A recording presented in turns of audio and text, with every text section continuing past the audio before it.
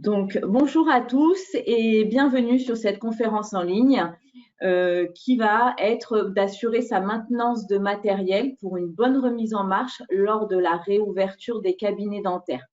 Donc, aujourd'hui, je suis accompagnée, donc moi, c'est déjà Leïla, experte en formation Julie et coordinatrice du service formation et ancienne assistante dentaire. Qui va animer cette conférence. Nous avons le docteur Patrick Beaune, qui est chirurgien dentiste libéral et formateur conférencier expert pour l'UFSBD et qui est aussi testeur depuis plus de 30 ans, c'est Julie, et qui aussi donne des cours en faculté, donc qui a vraiment tout un panel bien rempli. Et nous avons aussi monsieur Marc Thibault, donc qui est du service client Julie, donc qui va pouvoir vous donner tout aussi les directives au niveau de cette maintenance de matériel dans Julie. Donc nous allons commencer par l'introduction. Donc ici, excusez-moi. Donc évidemment, vu les circonstances, donc votre réouverture de cabinet se précise petit à petit. Donc vous allez bientôt démarrer ou un petit peu démarrer un petit peu plus loin. Donc, mais ça se précise. Donc afin d'être opérationnel et d'assurer la sécurité pour les patients, le personnel soignant et les chirurgiens dentistes, des actions doivent être mises en place. C'est très important pour vraiment tout le cabinet. Donc, dans la checklist de choses à faire, un des éléments clés concerne la maintenance et le redémarrage des matériels du cabinet dentaire. Donc ça, c'est vraiment très important. C'est la première chose que vous devez faire puisque vous avez eu une fermeture prolongée. Donc, vous devez quand même retrouver vos équipements dans les meilleures conditions et nous allons vous montrer comment faire. Donc, nous allons vous donner tous ces conseils-là. Donc, au niveau du sommaire, dans Julie, vous allez pouvoir voir du côté logiciel, donc la dernière mise à jour de Julie, le redémarrage du poste serveur, la réactivation du serveur de clé et des services Julie, puisque ça, quand même, comme on a bien indiqué tout à fait au début, que suite à une fermeture prolongée, vous avez quand même tout à réouvrir et de bien surveiller que tout fonctionne correctement.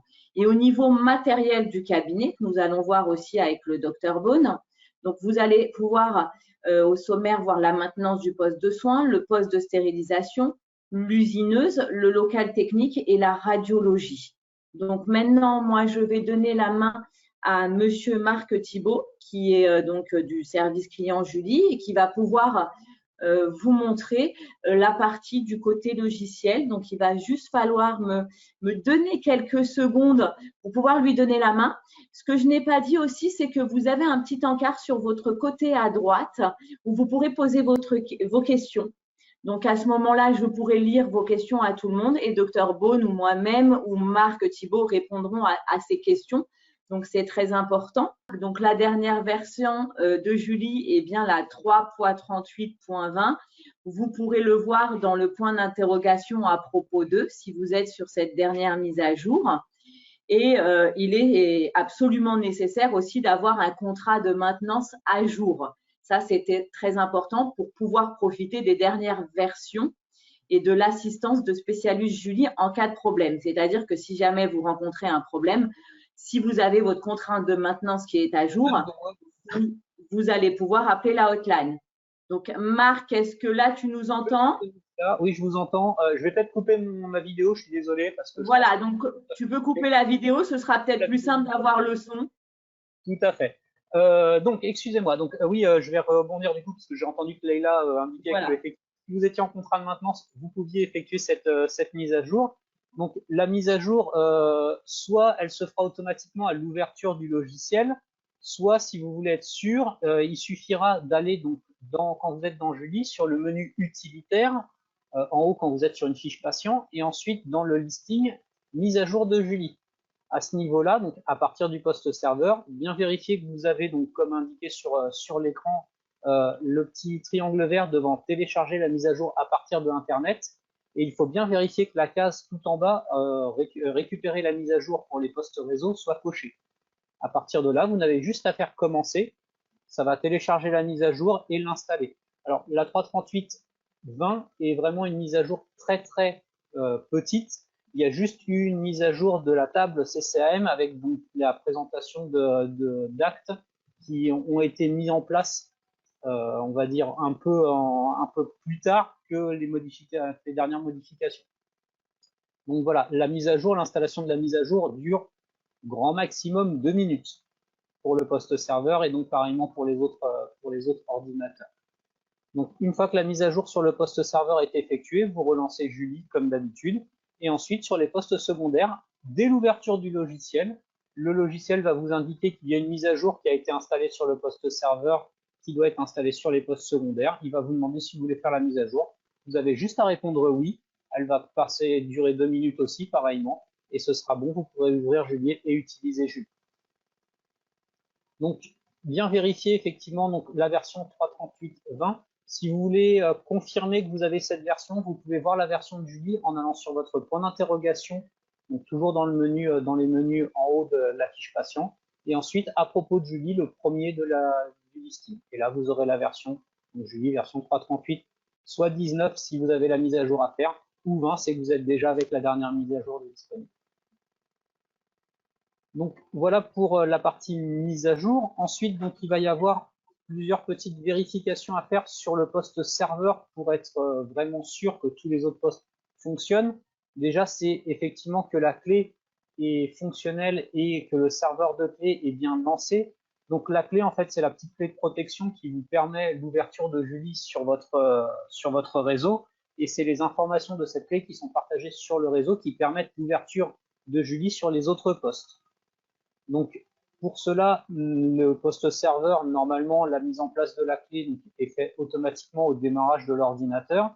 Vous pouvez vérifier que vous avez bien ce petit logiciel de lancer en allant donc en bas à droite à côté de l'heure et vous avez le petit carré gris et jaune, donc celui qui se trouve ici, qui est présent.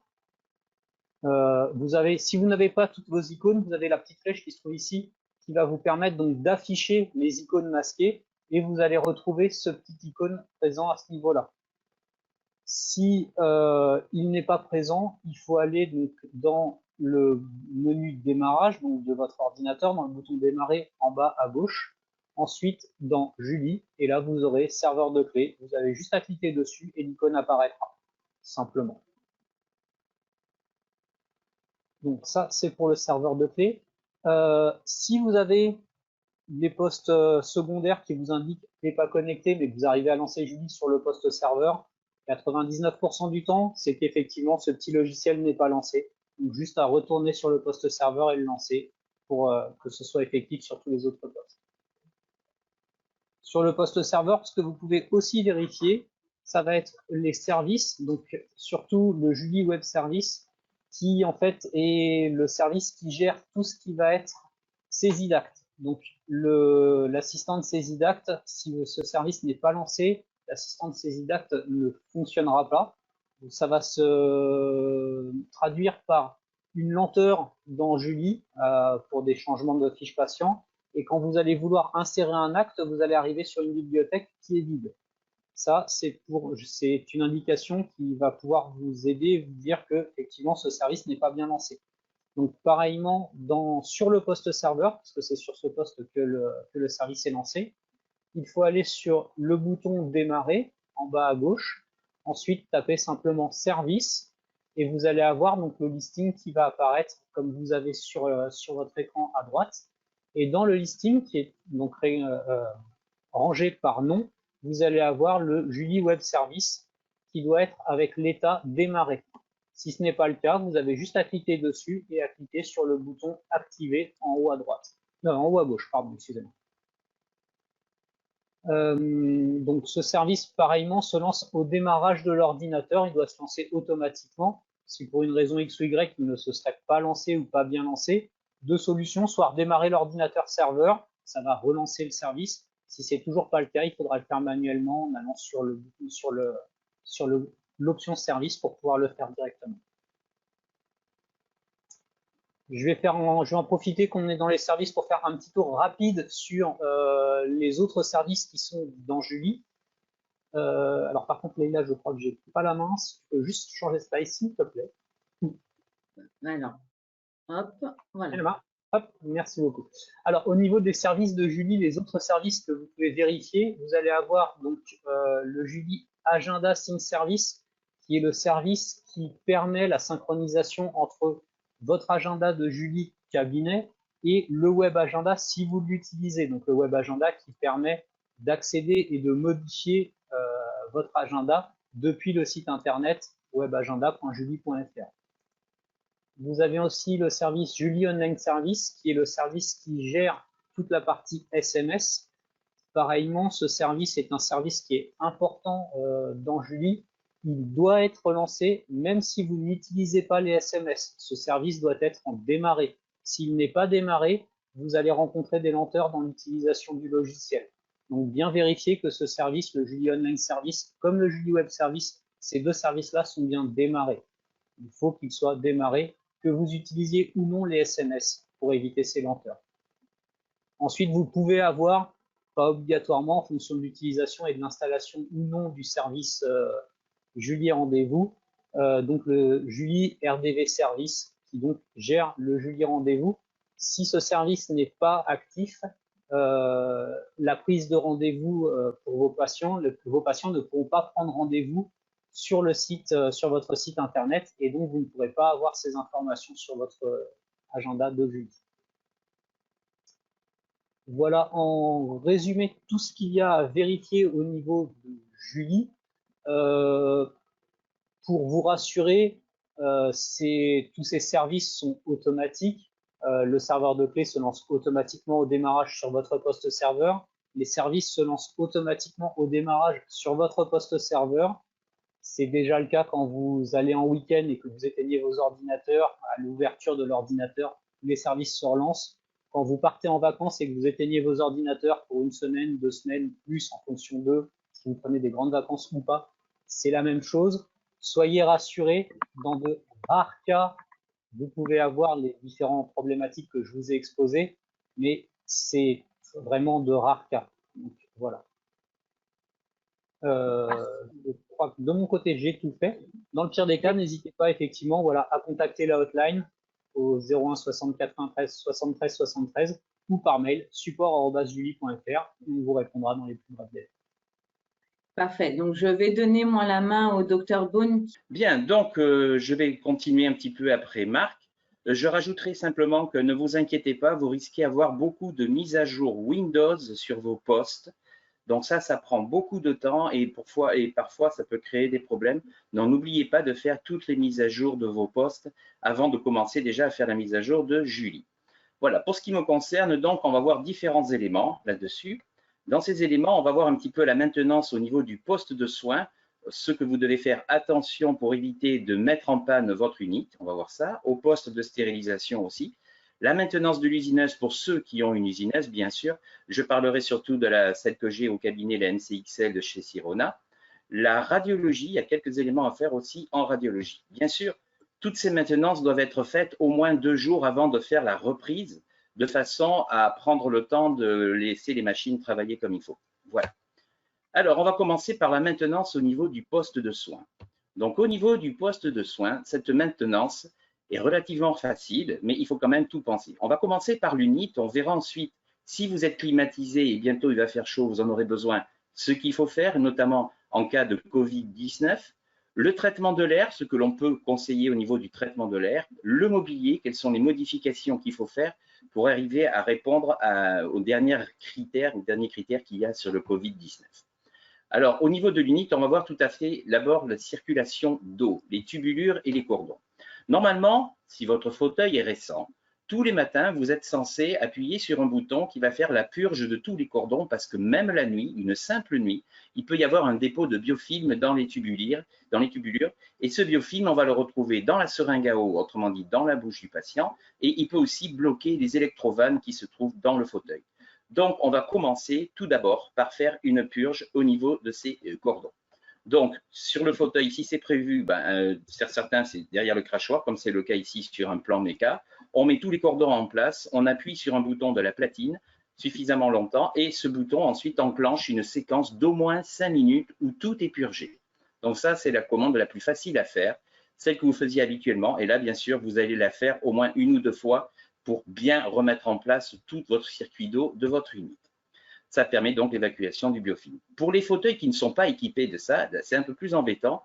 Il va falloir le faire couper, il va falloir faire couler de façon manuelle, donc pendant 5 à 10 minutes. Alors ici, on s'est représenté avec l'instrument. Attention, ça peut polluer l'instrument, donc le mieux à la limite, c'est de le faire sans l'instrument, mais il faut savoir où le jet va partir, vous risquez d'en mettre partout. Voilà, pour ceux qui n'ont pas de crachoir, bien sûr, vous le faites dans un gobelet. Ensuite, certains fauteuils, notamment sur le plan méca, ça existe, ont des systèmes prévus qui se rajoutent sur l'unit et qui ponctuellement peuvent désinfecter la totalité de la tuyauterie de l'unit en injectant de l'eau oxygénée. Alors ça, c'est très pratique, c'est pas recommandé forcément de l'acheter, mais c'est très pratique. C'est un énorme inconvénient, c'est que si vous travaillez par exemple avec un IGN ou avec un stérispray, il faut surtout couper l'arrivée d'eau de ces appareils-là, du moins l'arrivée de l'unit, parce qu'autrement l'oxygène va repartir dans l'autre sens et risque de vous créer des gros problèmes au niveau de ces deux appareils. Donc il faut penser par un bypass à les isoler du circuit d'eau quand vous traitez avec le système oxygéné de plan méca ou d'un autre fauteuil. Pensez aussi à lancer le rinçage du crachoir qui peut ainsi relancer le séparateur amalgame. Si vous n'avez pas de crachoir, aspirez des gobelets d'eau de façon à commencer à enclencher l'aspiration. Alors le séparateur amalgame, donc classiquement il est dans l'unit, on va contrôler son remplissage, là par exemple ici c'est le Metasis, donc on va contrôler la cuve pour voir si tout va bien. Normalement les filtres étaient propres quand vous êtes parti en confinement. Attention, souvent on vous dit que la cuve est pleine, ce qui n'est pas vrai. Il suffit de regarder à ce niveau-là. Vous avez 3 petites sondes qui apparaissent. Ça, c'est le conseil d'amis. Avec un coton-tige, nettoyez bien ces 3 sondes et vous verrez que vous pouvez encore continuer à remplir votre cuve, contrairement à ce que vous avez annoncé la machine. Donc, pensez à bien nettoyer ce Metasis avant de reprendre le travail. L'aspiration. Donc, l'aspiration, elles sont de 2 types, les aspirations.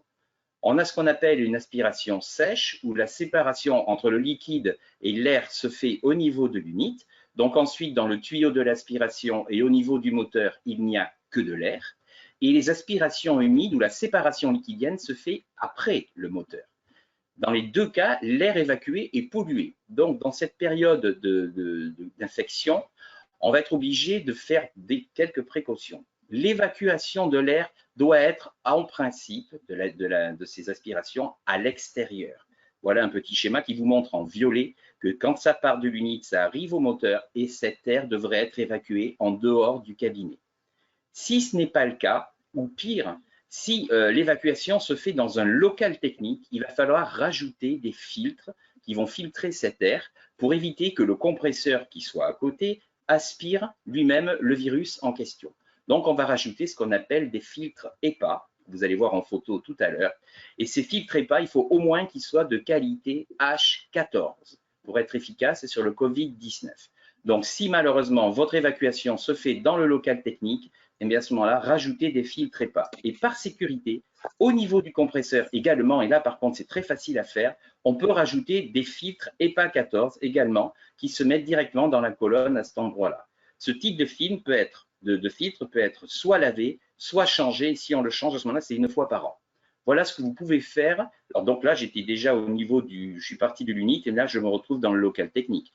Donc voilà ce que vous pouvez faire déjà pour arriver à vous protéger.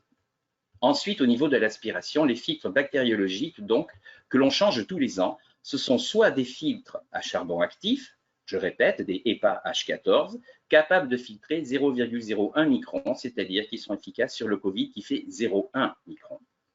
Voilà. Ensuite, donc, les films, voilà des exemples de filtres. Donc, ceux-là sont à charbon actif, c'est pour les systèmes d'aspiration Catani qui sont les plus vendus. Voilà. Et vous avez aussi le système Dur-Dental. Ne pas confondre ces filtres avec les silencieux. Souvent, vous pensez avoir un filtre parce que vous avez vu une forme un peu bizarre après le tuyau. Ben non, ça, ce sont que des silencieux. Donc, pensez à rajouter ce type de filtre à la sortie de votre aspiration, sauf si elle va dehors. Et ensuite, pensez à rajouter le filtre EPA H14 au niveau du compresseur. Ensuite, au niveau de l'aspiration, donc je l'avais dit, on va faire couler de l'eau abondamment. Alors, si vous avez un crachoir, vous faites plusieurs fois le cycle. Si vous n'avez pas le cycle, vous pouvez utiliser l'appareil qui vous sert à nettoyer votre aspiration quotidiennement. Vous le remplissez 2 ou 3 fois d'eau et vous l'aspirez en continu de manière à avoir suffisamment de liquide. Puis, une fois que vous avez fait couler cette eau, vous allez le traiter comme vous le traitez d'habitude, sauf que au lieu d'utiliser par exemple l'Orotol qui est le désinfectant, vous allez utiliser le MD 555 de façon à pouvoir déterger complètement les tuyaux. Donc, vous allez, une fois que vous aurez tout bien rincé, mettre le détergent et le laisser bosser au moins une nuit. Voilà. Donc là, c'est une autre marque, c'est là le Project W, personnellement, c'est celui que j'utilise. Ce sont ces fameux produits que vous utilisez que 2 fois par semaine dans les traitements classiques. Voilà. Donc pensez à bien désinfecter et à bien traiter votre aspiration. La programmation de l'unité, pourquoi j'en parle? Parce que très souvent, c'est comme un ordinateur à l'intérieur et en vérité, ce sont des piles. On appelle ça les piles de type CR232 ou 216, 2032 ou 2016, pardon. Ce sont ces piles qui gardent en mémoire la date, l'heure, le nom du praticien, etc. C'est la même chose sur vos ordinateurs. Entre parenthèses, si vos ordinateurs commencent à retarder ou si la date n'est pas bonne, ces piles sont à changer. En cas d'usure, donc, vous devez les changer. C'est très fréquent pour ceux qui ont des unités avec des pédales sans fil. La pédale sans fil est alimentée par ce type de pile. Donc, ce sont des piles qui ressemblent à ça. Voilà, très facile à trouver dans le commerce. Donc, avant de vous jeter sur le réparateur, regardez si vous ne pouvez pas atteindre ces piles et les changer tout simplement. Bien sûr, quand vous les changez, il faudra tout reprogrammer. Alors, on va passer maintenant au niveau de la climatisation. Alors, le traitement de l'air dans les cabinets va changer un petit peu donc, par rapport à ce Covid-19. Donc, normalement, quand vous avez un climatiseur, le climatiseur, voilà, quand vous l'ouvrez, à l'intérieur, la première chose que vous trouvez, c'est des filtres lavables. Donc, ces filtres lavables, en temps normal, avant qu'il y ait cette infection, ils étaient nettoyés à peu près une fois par semaine parce qu'ils aspirent toutes les poussières et tous les acariens, et ils étaient ensuite désinfectés et remis en place une fois par semaine. Là, nous sommes en situation virale, donc ils seront lavés et désinfectés avec le produit. Alors, lavés d'abord sous l'eau avec du savon, tout simplement, puis vous allez passer les mêmes produits que vous utilisez pour nettoyer les unités. L'essentiel, c'est dans cette période virale, c'est d'utiliser que des produits de désinfection qui sont à la norme EN 14476. Donc, cette norme EN 41476, parfois vous voyez écrit A+, à la suite, ou A2, qui sont des annexes de cette norme, et c'est surtout cette norme qui est efficace sur le Covid-19. C'est la virucidée au plus haut niveau.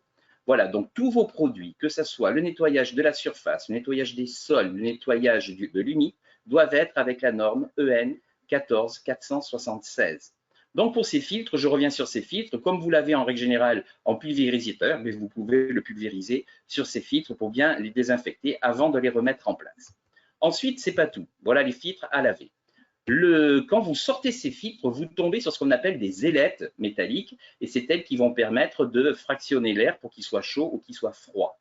En temps normal, les fabricants passent à peu près tous les 2 mois ou 3 mois les aspirer et passer une bombe bactéricide dessus parce que c'est ce qui génère les mauvaises odeurs. Comme on est en période donc virale, je vais vous recommander, normalement, on n'utilise pas d'aspiration à sec en période d'infection. Le problème, c'est qu'il n'y a pas 50 façons de sortir les débris à ce niveau-là. Donc, je vous recommanderais de bien ouvrir la fenêtre ou d'avoir une ventilation et vous passez un aspirateur pourvu qu'il ait un filtre EPA au niveau EPA 13 ou 14. C'est ce qui se passe en règle générale, c'est les Dyson et compagnie. Vous avez ce genre de filtre dans ces aspirateurs. C'est tout uniquement pour ça. Ensuite, cet appareil, soit avec le pulvérisateur qui vous a servi à nettoyer les filtres, vous le passez sur ces ailettes pour désinfecter aussi, soit vous allez le voir, on va faire un autre traitement au niveau du cabinet et à ce moment-là, on laisse le capot ouvert pour que ce traitement pénètre dans la climatisation. Voilà. Les filtres lavables, à ce moment-là, vous les sortez tous les soirs, vous les lavez et ensuite, donc, vous pouvez très bien les traiter et les remettre en place que le lendemain matin parce que l'appareil va être désinfecté en pleine nuit avec l'autre système. Alors, l'autre système, donc là, ça, c'est la ventilation du pauvre. En temps normal, vous devez, quand vous travaillez, ventiler votre salle de soins un quart d'heure toutes les 3 heures. Donc là, il y a différentes personnes qui ont donné des conseils qui disent qu'il faudrait nettoyer, il faudrait ventiler un quart d'heure tous les 3 quarts d'heure. Donc, vous faites comme vous voulez. Moi, personnellement, on le voit sur la photo, sous la flèche rouge, vous voyez une espèce de boîtier noir, etc. On appelle ça le Beware. Ce sont des appareils qui filtrent l'air. Donc, je peux très bien rester sur ma fréquence ancienne, mais ça ne me dérange pas d'ouvrir un quart d'heure tous les 3 quarts d'heure. De plus, on va profiter de ce quart d'heure pour permettre à l'assistante de bien désinfecter entre 2 patients. Alors, L'utilisation donc des appareils de filtration, c'est utile. Vous avez ce type-là qui marche très bien. On appelle l'Eolis 600 de Nateo Santé. Le problème, c'est qu'ils sont très chers. Et l'Equibox aussi 250. Ce sont des appareils qui filtrent parfaitement l'air, qui sont compatibles avec le Covid-19. Mais ça coûte une fortune parce que c'est des appareils professionnels. Et attention de ne pas acheter autre chose. Très souvent sur Internet, j'ai vu n'importe quoi au niveau des appareils de filtration qu'on vous propose. Alors, le traitement de l'air, en temps normal, donc, ce que vous utilisez, pour ceux qui ont des salles d'implantologie, officiellement, ils sont censés désinfecter l'air au maximum avant l'intervention. Donc, ils ont des systèmes, un des plus connus, c'est le NocoSpray, voilà, vous allez le voir, d'Oxypharma.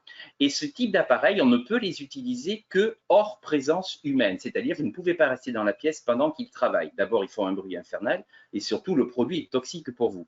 Donc, ils désinfectent en 2 heures tout. L'avantage de l'utiliser le soir, en ayant ouvert le capot de la climatisation et d'autres éléments comme des tiroirs ou quoi que ce soit, ça va désinfecter toute la pièce et vous recommencez le lendemain avec une pièce totalement désinfectée qui va se polluer au fur et à mesure. Voilà, si vous êtes nombreux, vous pouvez très bien acheter 2 appareils comme ça pour les lancer en même temps, un dans la salle de soins, l'autre, par exemple, au niveau de la salle d'attente ou du secrétariat ou du laboratoire de ST, n'importe, là où vous avez besoin aussi de désinfecter. Voilà, ça c'est une autre marque. Alors le plus connu c'est le NocoSpray, donc de chez Oxypharm, et vous avez aussi l'automatiseur de chez Sanisuisse avec des produits beaucoup plus écolos et qui sont aussi efficaces, mais qui est plus développement durable. Donc personnellement je préfère l'automatiseur, mais après vous choisissez les appareils qui vous intéressent. Alors, au niveau de la salle des soins, il est recommandé au maximum pour faciliter le nettoyage d'épurer la pièce. C'est-à-dire, vous devriez normalement sortir les tableaux, sortir les décorations, sortir le maximum de choses de la pièce pour avoir un minimum à nettoyer, notamment entre 2 patients. Donc, sortez les décorations, dégagez au maximum le plan de travail, pas d'appareils qui attendent, par exemple les appareils en dos ou quoi que ce soit, le localisateur d'Apex, il n'a rien à faire sur la table de travail quand vous êtes en train de soigner Madame Dupont et que Madame Dupont, c'est une carie ou c'est une extraction. Donc, rangez tout, laissez le minimum de choses apparentes, mettez le minimum de produits et bien sûr, les porte-cotons disparaissent. Ils sont rangés dans d'autres pièces. Délocaliser le contenu qui est dans les tiroirs. Normalement, on ne devrait pas utiliser des tiroirs, mais on devrait travailler avec ce qu'on appelle les tubs en anglais, les bacs en français et les cassettes qui vont être préparées à l'avance, qui sont des boîtes hermétiques et que l'on peut ranger dans l'ordre d'utilisation de la journée. Ça, c'est le conseil que je vous donne, c'est le plus pratique. Et à ce moment-là, on va les stocker dans une autre pièce, à côté, le laboratoire de ST, par exemple, et on les attrape au fur et à mesure qu'on en a besoin. N'oubliez pas aussi de faire l'usage unique. Alors, l'usage unique, c'est ce qui est recommandé le plus par l'HAS depuis 2008. Mais ce qui est important surtout, c'est que cet usage unique va vous faire gagner du temps en stérilisation. Et contrairement à ce que l'on pense, l'usage unique ne pollue pas. Il est recyclé et il sert à la fois pour la construction des routes, il sert aussi en cimenterie et il sert à boucher les terrains vagues. Il est beaucoup moins polluant que nos produits de ST qui polluent les rivières. Voilà le type de tubs que vous pouvez utiliser ou les types de cassettes qui vous évitent d'avoir 50 éléments sortis et 50 sachets. Voilà, avec les fraises qui sont directement dans la cassette, ce qui évite aussi d'avoir les bouliers à l'air qui pourraient se polluer au niveau de l'air. Ensuite, au niveau du poste de stérilisation, alors c'est surtout les appareils qu'on va regarder. Et dans les appareils qu'on va regarder, nous allons commencer donc par l'autoclave et le thermodésinfecteur, dont le vrai nom est le laveur désinfecteur, si vous en avez. Bien sûr, vous avez la cuve à ultrasons aussi. La cuve à ultrasons, à part la vider, la rincer et la re-remplir, il n'y a rien d'autre à faire. Alors, au niveau de l'autoclave, il faut que vous sachiez que l'autoclave et le thermodésinfecteur, vous devez toujours avoir la porte laissée ouverte. Pourquoi? Parce que d'abord, ça va soulager le joint de la porte, ça évite qu'il soit écrasé. Ensuite, il faut savoir que les autoclaves ont besoin, pour réaliser leur test de vide, de connaître la pression atmosphérique du moment où vous lancez le test. Voilà pourquoi en ouvrant la porte, vous équilibrez la pression atmosphérique à l'intérieur de cette cuve. C'est pour ça que c'est intéressant de le laisser ouvert. Et en montagne, où la pression atmosphérique varie très souvent, il est recommandé vraiment de laisser toujours les portes des autoclaves et des laveurs désinfecteurs ouvertes. Alors, l'autoclave ouvert, bien sûr, videz les réservoirs. Normalement, vous étiez censé vider totalement vos réservoirs avant de partir en confinement. Et en général, c'est ce qu'il faut faire avant le week-end parce qu'encore une fois, si de l'eau stagne à l'intérieur, il va y avoir un biofilm qui va se développer. Voilà. Donc, n'hésitez pas à bien les nettoyer. Et s'il y avait de l'eau à l'intérieur, bien sûr, vous la sortez. S'il y avait de l'eau propre, prête à être utilisée, vous la sortez aussi parce qu'un biofilm, c'est fait. Certains autoclaves sont alimentés par des cartouches extérieures filtrantes. Normalement, quand on dépasse au moins le week-end, ces cartouches devraient être dévissées pour pouvoir extraire le biofilm qui s'est formé à l'intérieur. Donc pensez à nettoyer ça, sinon dès le démarrage de l'autoclave, vous allez reboucher tout le système. Pour ceux qui ont un appareil capable de nettoyer les PID, donc un des plus connus, c'est le DAC universel, il est traité comme les autoclaves, c'est-à-dire qu'il y a un couvercle au-dessus, donc bien sûr sans instrument, là il y a les instruments sur la photo, là sur la pub. Ce couvercle doit être ouvert, toujours pareil, pour éviter d'écraser le joint, comme d'habitude. Le réservoir doit être vidangé et nettoyé, donc le réservoir est sur le côté, voilà. Surtout s'il y avait de l'eau, sortez-la, elle est remplie de biofilm. Et vous devez aussi nettoyer le filtre d'épuration d'eau. Enfin, c'est un filtre qui est d'épuration que vous allez nettoyer à l'eau et à l'air comprimé. C'est un petit élément qui se met derrière comme ceci et vous le passez bien sous l'eau et ensuite avec une souffleuse, vous le séchez comme il faut. Vous voyez dans la boîte justement qu'il y en a 2 qui sont usés et 3 qui sont neufs. Ce genre de filtre, il faut les changer aussi régulièrement, c'est écrit dans la notice. Ensuite, pour certaines personnes justement qui ne vont pas avoir l'alimentation directe avec des bonbonnes filtrantes, on peut utiliser soit des bidons d'eau achetés en grande surface. Rappelez-vous, sans parfum à l'intérieur, ce qui est prévu pour les fer à repasser, c'est une catastrophe pour les autoclaves. Et nous, ça va s'appeler un distillateur. Donc, un des plus connus, c'est l'Aquadist, qui est chez Euronda. Voilà, ce type d'appareil, encore une fois, on sort le couvercle pour éviter d'écraser le joint. Et une petite particularité, cet appareil, vous devez le débrancher, comme tous les appareils qui n'ont pas d'interrupteur marche-arrêt. Par exemple, sur celui-ci, c'est juste un bouton poussoir pour l'enclencher. Donc, sur ce type d'appareil, il faut vraiment penser à les débrancher quand on ne s'en sert pas pendant une période, ou même dès que vous avez fini de vous en servir pour éviter qu'il fasse des bêtises la nuit. Donc voilà, ça vous permet d'avoir 4 litres d'eau déminéralisée en 4 heures. Certes, c'est long, mais ça évite d'acheter les bidons et ça évite surtout de porter les bidons à tout bout de champ. Ensuite, pour tout ce qui concerne vos sachets stériles ou vos conteneurs stériles, manque de peau, en règle générale, ils sont valables qu'1 mois. Quand on dit que c'est valable 3 mois, ça dépend de la granulométrie du papier. Quand la granulométrie est élevée, là, effectivement, ils peuvent durer jusqu'à 3 mois. En règle générale, ce que j'ai vu régulièrement, ce sont plutôt des papiers de faible granulométrie, donc ceux-là ne sont valables qu'1 mois, parce qu'en général, ce type de sachet ne reste pas plus d'1 mois dans le cabinet. Donc malheureusement, comme ça fait au moins déjà 2 mois qu'on a arrêté de travailler, il va falloir déchirer tous les sachets, tout repartir dans une chaîne de stérilisation complète. Ne les mettez pas sans les avoir ouverts dans l'autoclave. Ça, c'est une erreur parce qu'on ne stérilise bien que ce qui est propre et sec. Et au bout d'un moment, les germes ont refini par passer par le papier. Le papier n'est pas hermétique éternellement, d'où la date de péremption. Ils sont 1 mois à 3 mois efficaces que s'ils sont à l'abri de la poussière et des UV. Voici. Donc, pour certains, si vous les avez mis en double ensachage, eh bien pour ceux qui étaient 1 mois, ils vont durer 3 mois. Et pour ceux qui étaient 3 mois, ils vont durer 6 mois. On a très peu d'instruments en double ensachage. Par contre, si vous faites de l'implantologie, très souvent, vous avez des conteneurs. Là, la validité d'un conteneur, c'est beaucoup plus hermétique. Elle est toujours de 3 mois avec les conteneurs à soupape comme ça, en sachant qu'il faut changer régulièrement les filtres pour leur efficacité. Voilà pour la salle de stérilisation. Voyons maintenant l'usineuse pour les quelques-uns qui l'ont. Il y a quelque chose de très important dessus. Donc, bien sûr, je ne parle que de la Sirona, mais les autres ont le même principe. Il faut savoir que c'est un mélange eau-huile qui sert à la fabrication, qui sert à travailler. Donc, on va d'abord, dans un premier temps, comme pour l'autoclave, vider le bac à eau totalement parce qu'il y a un biofilm qui s'est mis à l'intérieur. Voilà, le bac à eau. Ensuite, on va le re-remplir d'eau claire. Et pendant 30 minutes, en appuyant sur le bouton pompe, on va en permanence rincer, rincer, rincer pour faire circuler toute l'eau qu'il y a dans le circuit. Ensuite, voilà, le bouton pompe est situé ici. Ensuite, à l'intérieur du bac, vous avez un filtre qui filtre toutes les poussières de céramique qui se fabriquent au moment de l'usinage. Même si ce filtre semble propre, il est colmaté par l'huile. Donc, le conseil d'Annie, c'est de le changer obligatoirement. Puis, quand tout sera fait, vous remplissez normalement votre mélange eau et huile comme vous le faites d'habitude. Et à ce moment-là, la machine redevient fonctionnelle. Enfin, la radiologie, un petit élément auquel peu de personnes pensent. Dans les générateurs, vous avez de l'huile qui sert au refroidissement.